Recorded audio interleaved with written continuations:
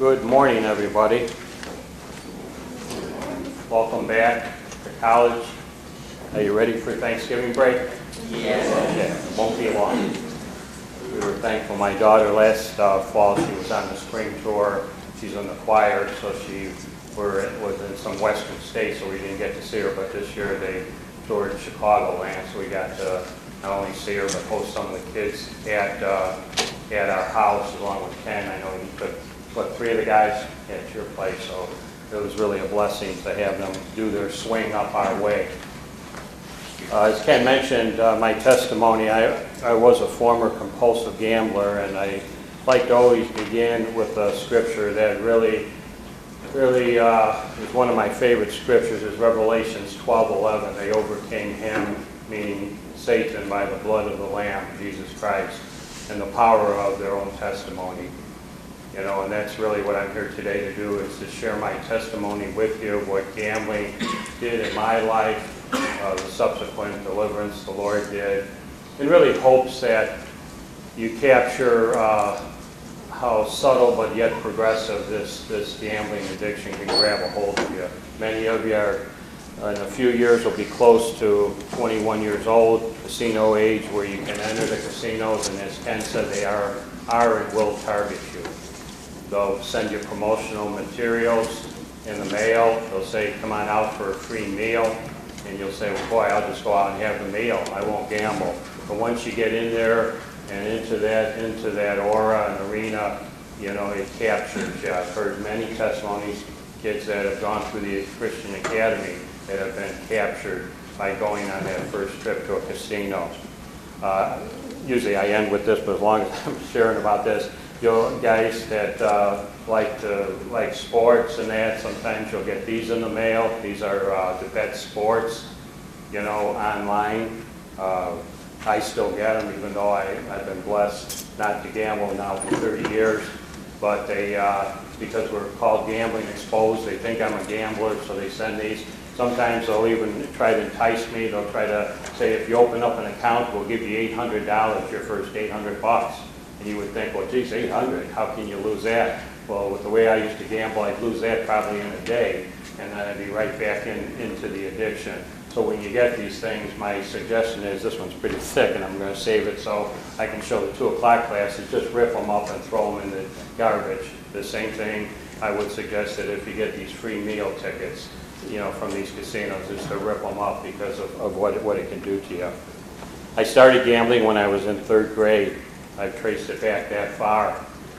And my best friend back then had a poker table in his basement. It was a beautiful poker table, brand new. It had a green felt circular table. It had cups where we could put, you know, our pop drinks in there. They always said, make sure you put them in there. We don't want to ruin the green felt. And we were playing penny ante poker. And my folks knew where I was. They knew what I was doing. And they didn't really see a problem with it because I wasn't running the streets. They figured, well, it's only penny ante poker. But I look back to what Ken shared about the first times, what Satan says, the universal sin question, what's wrong with it? You know, it won't hurt. And really, that, looking back on it as I trace back, that was what really hurt, was the fact that I started even that young. And I remember we could only play till 5 o'clock because we had to go to our homes for dinner. And I remember even at that age when that clock started hitting 10 to 5, 5 to 5, and I said to myself, boy, I really don't want this to end. I don't want to go home and have dinner. I like the idea of winning a pot, sometimes going home with more pennies than the other guys and that. And so already just giving that opening, you know, to gambling was creating that stirring within me. After that, I started pitching nickels every 2 lines, and I'm from Chicago. I grew up in the city of Chicago. Every 2 lines, you try to get closest to that second line. Whoever got closest, if you got in the line, or actually they call it a bridge, if you actually didn't get in the line, but actually it landed and covered the line itself, they called that a bridge. That was the best thing you could do, and you would win everybody's nickels. So wherever was closer, so I started doing that. But right around that time, a pattern started to develop in my life because I knew the older guys, say people 7th, 8th graders, and here I was only 4th or 5th grade, were playing for quarters. And so I really wanted to play for more money. So I went out, I got my first job hustling newspapers, did a couple of newspaper routes, and all the money I made, other friends of mine even back then, I remember opening up their first bank account, even in elementary school. And with me, my thing was, hey, this is gambling money. I can gamble. So a pattern started developing where I started playing with older ages because they were risking more, and I wanted to feel like them and risk with them. I started after that. I started playing poker in a bowling alley, and again now these were with high school kids, and I was then 7th, 8th grade. And I'd go up to this bowling alley. It was Saturday morning before the alleys opened up, and they'd have poker games. And there they were playing 50 cents dollar games back then, or even more money you could bet. And I realized, even looking back, I very seldom came down those stairs a winner. I probably was being cheated. These guys were much older, but it was just the fact that I was playing with them. I was risking, and already I was thriving the action of the bet and that. I did the first time then in high school. My parents, who were not compulsive gamblers, but they liked to go to a local racetrack once a year out at Arlington Park, they took me to the racetrack, and there you could bet what they call a daily double. You picked the winner in the first race with the winner in the second race, and the minimum bet back then was $2. You had to bet on this daily double. Now I remember I picked the 6th horse in the first race and the 6th horse in the second race, and the 6th horse won the first, the 6th won the second, and I won an $80 bet on my first horse racing bet. And boy, I'll tell you, I thought I found heaven on earth. I said, boy, this is easy, picking the horses. And again, there's a scripture, Proverbs 14:12 says, there is a way that seems right unto man, but in the end it leads to death. And if I told you how much money I lost at the racetrack trying, after that $80 win, it was just, again, that was the start that got me into betting horses. In high school, then I went out. We did not have a football team in elementary. We were a basketball, really a good basketball elementary school, but I wasn't good enough to make the basketball team.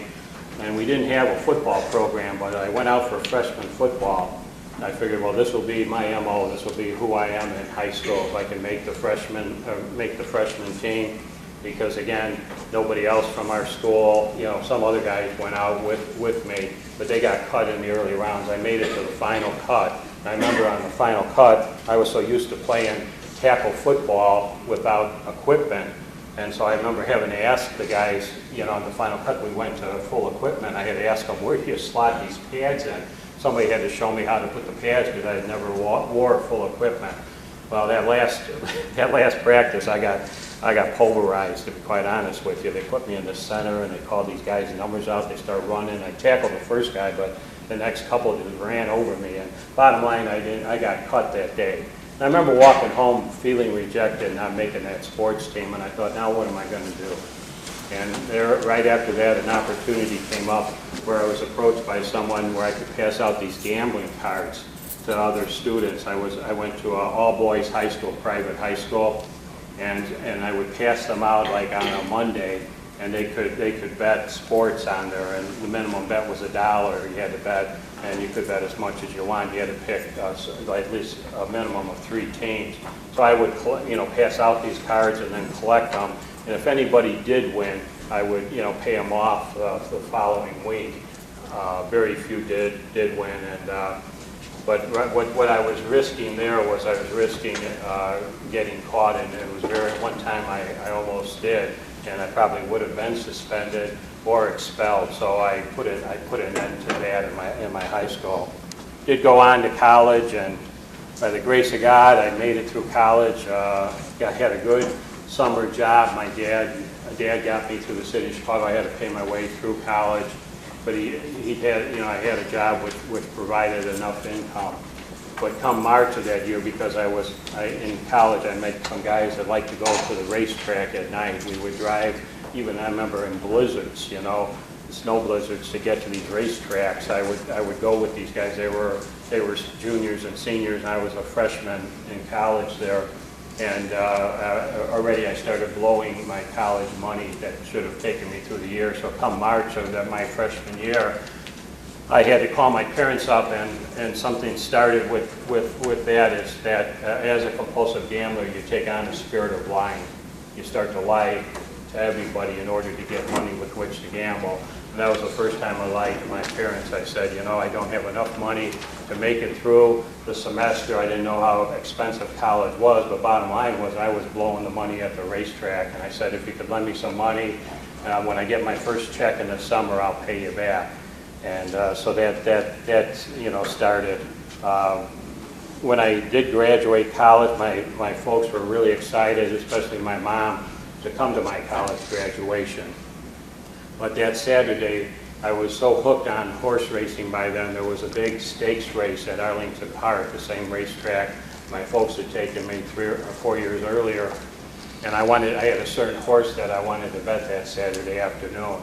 So my mom, you know, was really excited about going, but I created a lie, and I told her, you know, all my other friends that I went to college with, you know, they're not going to the college commencement. They're just going to get their diplomas mailed to them.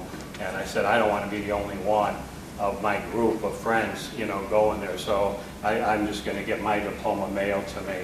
My mom was really disappointed, and I ended up going out to the track. As I said that day, that horse did not win. I lost all my money. And if I regret one thing in my life, that's one thing I really do, is that I didn't afford my parents that opportunity to make my college graduation. When I was 22 years old, I made my first casino trip. I was a member at that time of the Knights of Columbus fraternal organization. 21 of us flew out to Las Vegas.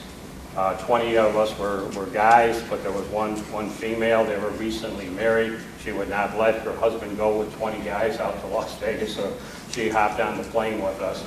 We got out to Las Vegas at about 11:30 and checked into the casino. I remember it was a Stardust, and when we walked in there, they said, your rooms aren't ready, but they will be in a couple hours. Here's a luggage tag for your suitcases, and they put them in a back room. They said, go out, gamble, have fun in the casino, and, you know, come back in a few hours and your rooms will be all set.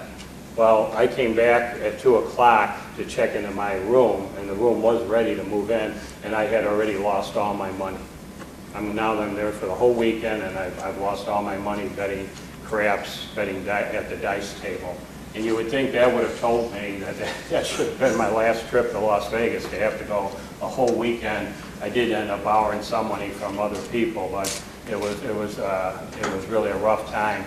But the one thing that happened to me in that 2 hours of betting that really was influence on my life in the wrong way was there was a fellow playing at the dice table opposite of me, and he would get this big rack of chips, and he wouldn't have to put money up like I did or other people. And I said to the guy next to me, I said, how come he doesn't have to put up money? And they said, well, he's a high roller. You know, he's got a line of credit with the casino, and they give him a free room and free food and free beverage. And so he doesn't have to do that. And, you know, right then and there, I purposed in my heart, I said, I want to be like him someday. I want to be a high roller. I want that line of credit. And again, Proverbs 14:12 says, there is a way that seems right unto man, but in the end it leads to death. Shortly thereafter, I I was working then for a Fortune 500 company. I had a real good sales job after I got out of college, a company car, but I was blowing my checks. I'd get my checks and lose them all. I was sports betting with a bookmaker then. I was going to the racetrack. I was playing poker at the Knights of Columbus. Now I was playing with adults. When I say adults, guys 50, 60, like my age now. We were playing really high stakes poker games in the back room at the club. And I was really depressed. And I remember going into an Army recruitment place in my territory that I had in sales. And I said, man, maybe I should just, join the Army and I needed geographical cure. And I remember going in there, and the officer said, well, you've got a college education, we can make you an officer. He put the papers in front of me with the pen. He said, all you got to do is sign here. And instead of signing, thank God, I needed a little time to think about it. I said, let me think about it, I'll be back tomorrow. And that night, it was the first time I really leveled with my dad. I asked if he would go out with me for a cup of coffee. I needed to tell him something, and at that point, I leveled and told him, Dad, I really got this gambling problem, and I'm thinking about joining the Army, just to get away. And he said to me, he said, kid, he had served in World War II for 5 years. He said, if you think you're going to escape gambling in the Army, he says, you're crazy. There's more poker games there. He says, you'll probably end up blowing your checks, and owing people money. He says, what you got to do is use willpower to stop gambling and find yourself a good woman. Well, the latter thing I did. I found my wife, who I've been married to for 33 years. But as far as the willpower, it couldn't stop. It was such an addiction. Willpower wasn't gonna stop what I was going through. It was a couple years later I had an opportunity to get into a business with 2 other fellows out in California. The one fella was much like myself. He was a compulsive gambler. And then the other partner liked to drink and do drugs. I was also at that time doing drugs. I was taking cocaine, I was drinking heavily.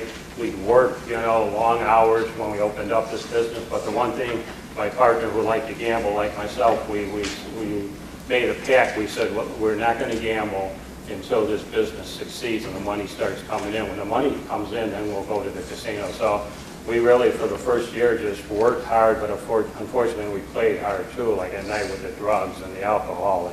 And I really missed the gambling. It was like I was like missing a love affair, and so, but we built up the businesses until when the money started to come in.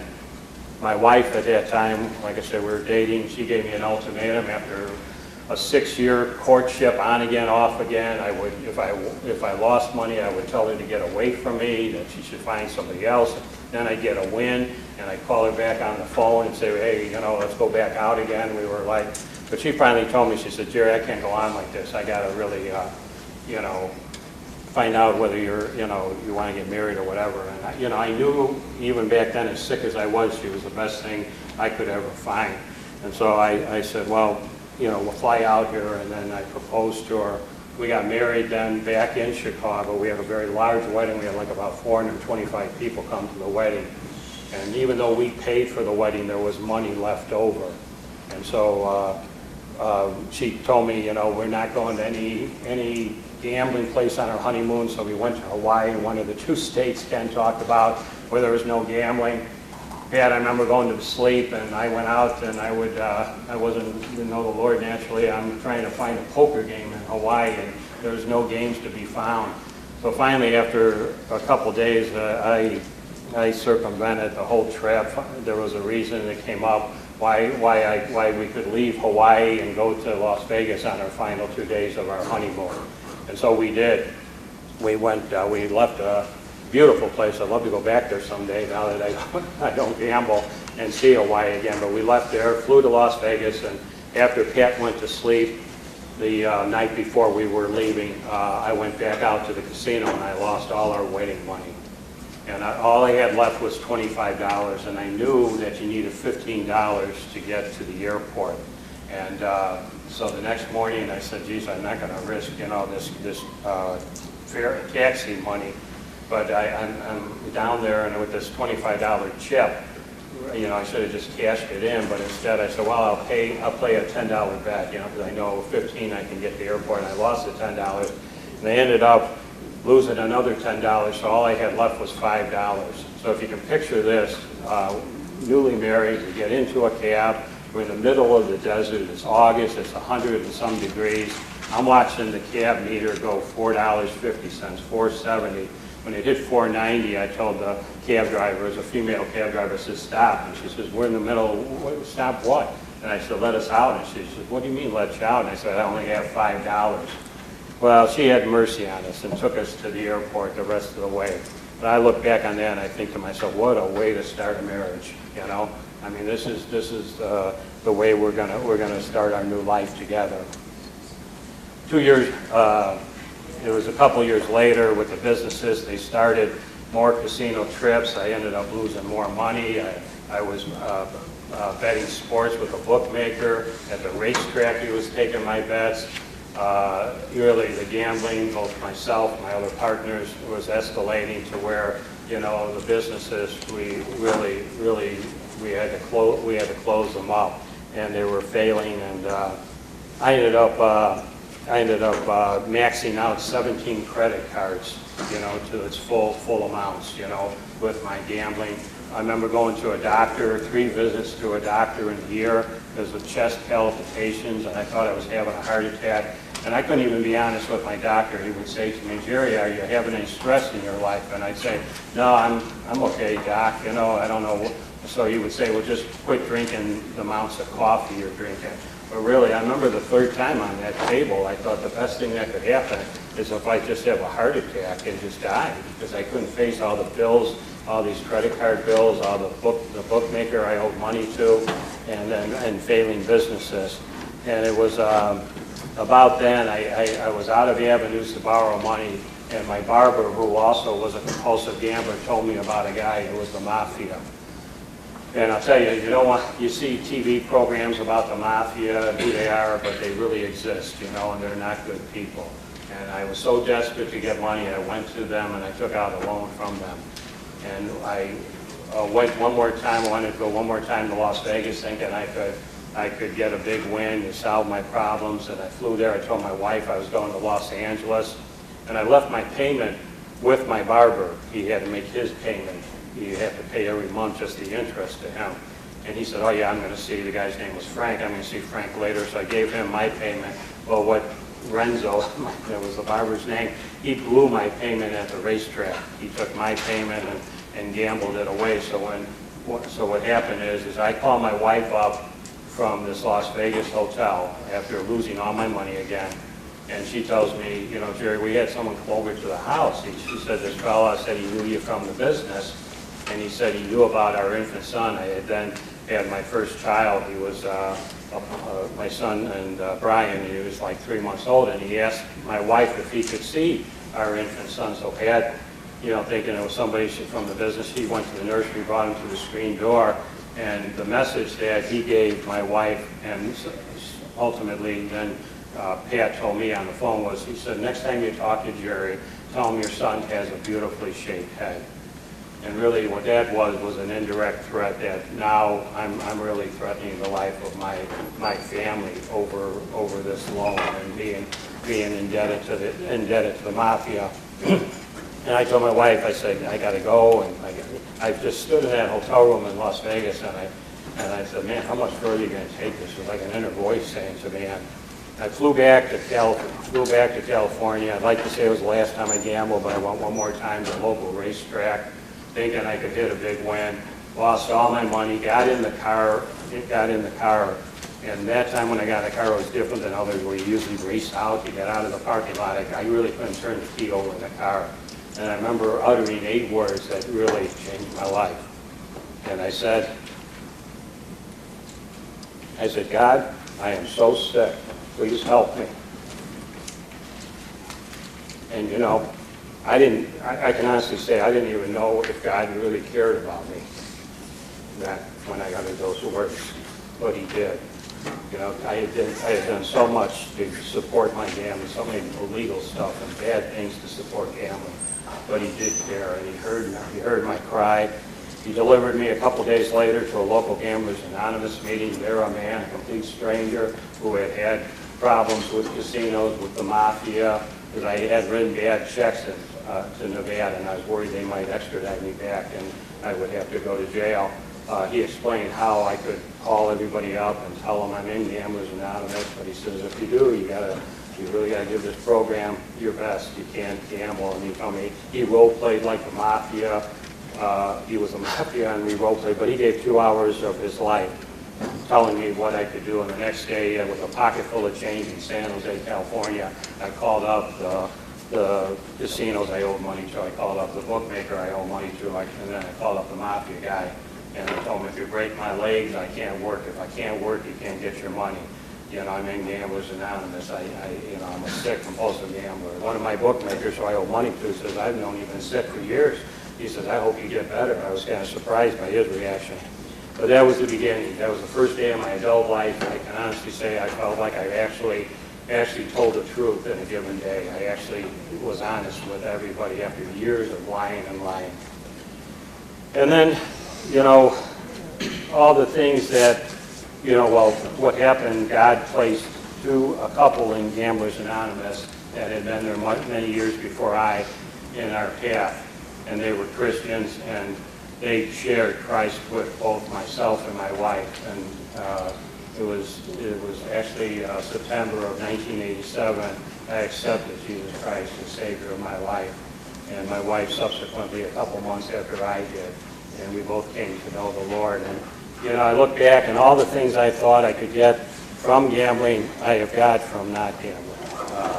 Laura back there is one of two girls that the Lord has blessed me with. Her sister, and Laura was 12 years old 7 years ago. Her name was Katie. She had a call in her life to be a missionary to India. And she was in the Master's Commission in Rockford. On her way to school in the morning, her and another girl, Wendy, were killed instantly and went to be with Jesus together, hand in hand. But, you know, I look back on the privilege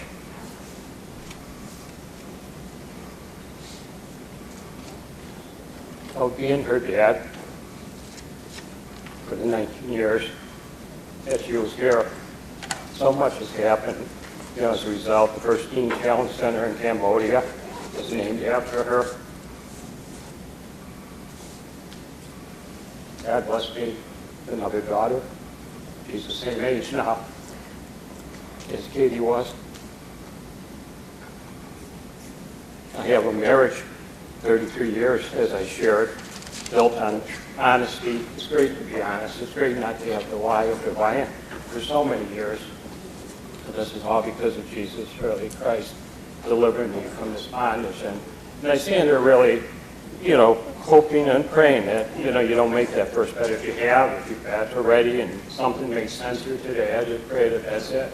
That you really understand that this could be a very serious problem. And Satan, it is slow, it is subtle, but it is progressive.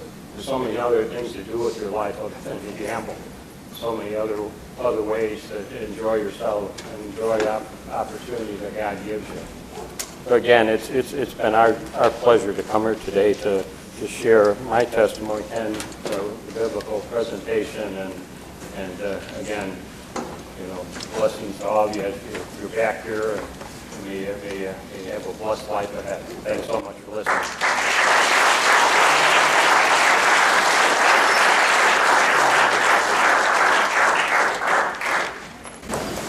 The word of our testimony is powerful. Feel free to share and visit with Jerry and with Ken today. And thank you, Joe. Note-taking is important, but I hope that there was heart-taking, not just note-taking today. Take it to heart. Have a great day. Love you guys.